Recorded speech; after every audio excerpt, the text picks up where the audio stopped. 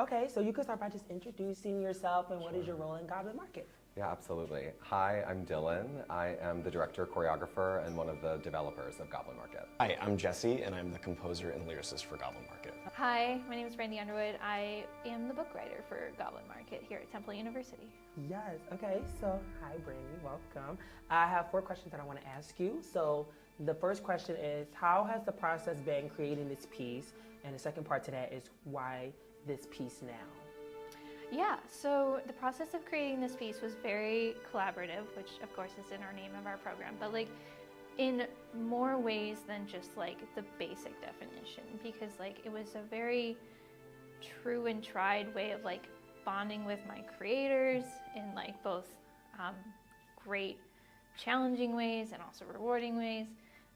Why this piece now? It turned into a really like good thing for female stories with like everything that's going on right now. We didn't intend for that to happen, but it really gives voice to like a community that is kind of not in a great spot right now, so I really love that. How has the process been creating this piece, and why this piece now? The process has been amazing. It's been super rewarding. Of course, it's been challenging in a lot of different ways. We just started with this idea of the poem. Jesse, our composer, brought this poem to me and was like, what do you think of this? I've loved this writer for a long time, and I read the poem and thought this would make a great stage show. Why this show now? It's that amazing quote of like, horrible year for humanity, wonderful year for art. You know, it's that thing that like the pendulum swings, and sometimes shows are really timely and other times they're not, just with what's happening in the zeitgeist in the world. And right now, a story about, you know, gender expression and femininity and all of the pros and cons that go with how we view those things is needed. Right. As a composer, how has the process been creating this piece, and why this piece now? Yeah, it's a lot. It's a lot. I'm doing lyrics and music for this project, which sometimes can be 2 different people's jobs. It's crazy, and sometimes I'm literally sitting in a chair and just trading hats and going, you know, what does my lyricist think about this? What does my composer? And having to make decisions and compromises between the 2. What's going to serve the lyric versus what's musically beautiful and captivating. And ideally, I can find a choice that works for both of those things.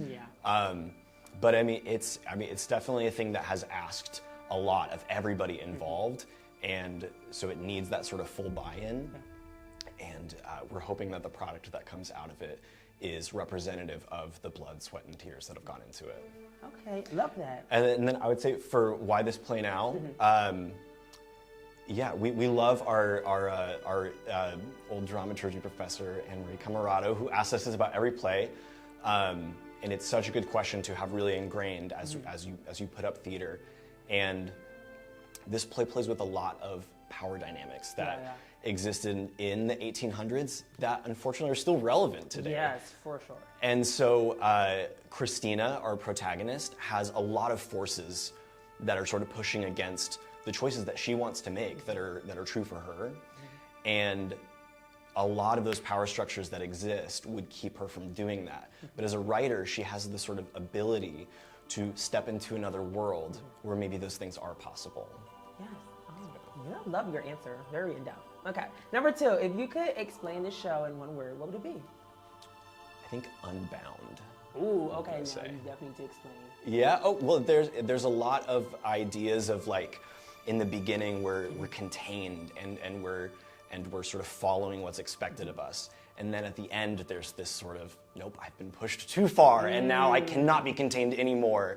And we get to see Christina and we get to sort of share in her joy as she fully embraces that. Period.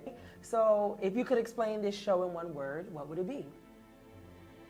One word, I would say captivating. Okay, would you mind explaining?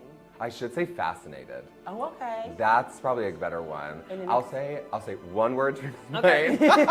I'll say my 7th word to explain the show is fascinating. Okay. Can you give me a why? Can you explain why you find it fascinating? Yeah. There is a number in our show titled Fascinated. Oh, okay. That I think sort of is the catalyst for a lot of things that happen, or maybe the first inkling of thought that something different is in the air. I love that. I'm excited to see the show. Okay. If you could explain this show in one word, what would it be? Creative. Okay. Yeah. I like that.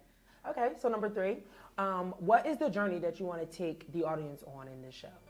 So I am all about emotionally taking an audience on a journey. Like if I can get an audience member, one person in the audience to cry, I've done my job.